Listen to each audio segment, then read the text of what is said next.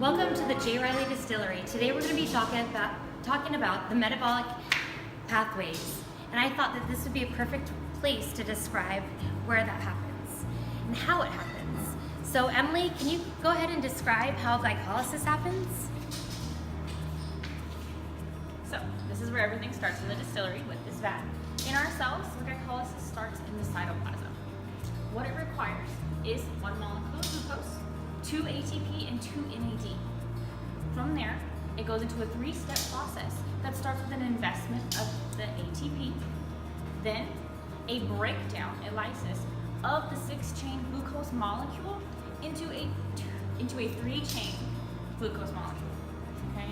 There it's oxidized and actually produces 4 ATP, 2 NADH, but it also produces pyruvic acid, which is toxic. This vat does the similar thing, but it takes that pyruvic acid and we use it for something else. So like Emily said, pyruvic acid can be extremely dangerous to us. The fermentation process breaks down the pyruvic acid and it produces a lesser toxic substance to us. In our bodies, it creates a lactic acid, and in the fermentation process, we get a beautiful ethanol, which we make into our delicious spirits here at the J. Riley Distillery. So through that process, we take the NADH, and it kicks the hydrogen to the curb, and we get the product NAD+. Also, this fermentation process, just so you guys know, this fermentation process in a 300-gallon jug like this takes about 7 days to ferment. So that yeast basically eats up all those big sugar carbons, farts out the CO2, and pees out the ethanol for us to drink. Forgot one thing, okay? So basically this happens in the cytoplasm of the yeast, and in our bodies it happens in our cytoplasm as well. Okay, so tell me about that anabolic process you were learning about. Oh, sure. In contrast, plants use a process called anabolism. There's light anabolism, which purpose is to produce energy.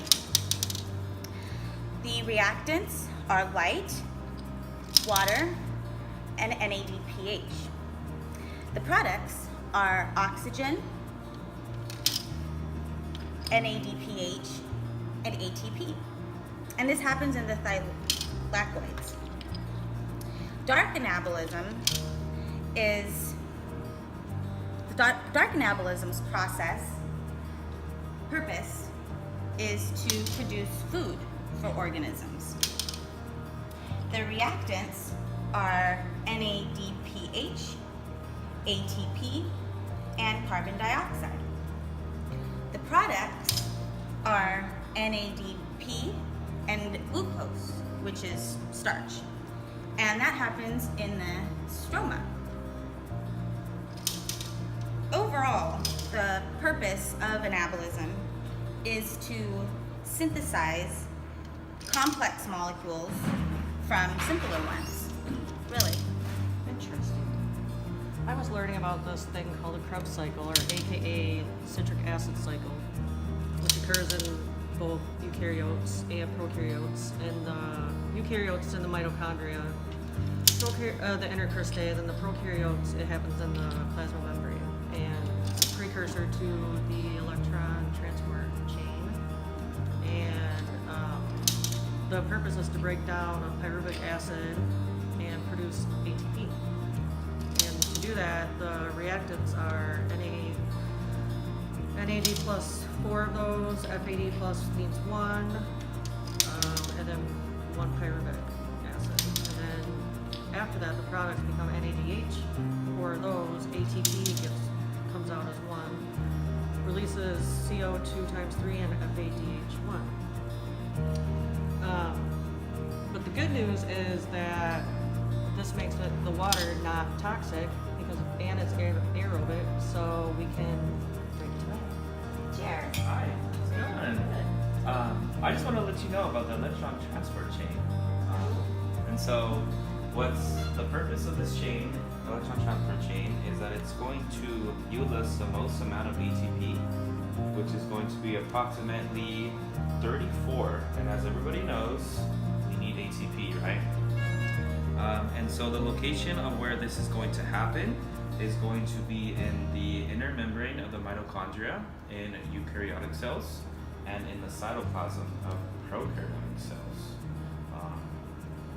And so it's going to happen in these 4 protein complexes where we're going to have protons move from a gradient of high to low. And the main advantage of this cycle is, or this chain, is that it's going to produce the highest amount of ATP, which is approximately 34. It is also going to create H2O, which we like, and it is also going to be able to recycle NADH and FADH to be used in the citric acid cycle as well as glycolysis.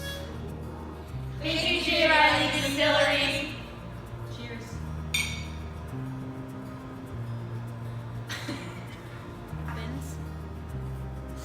Cut, we're good. Produces ethanol and 81 and the products are NADH. Okay.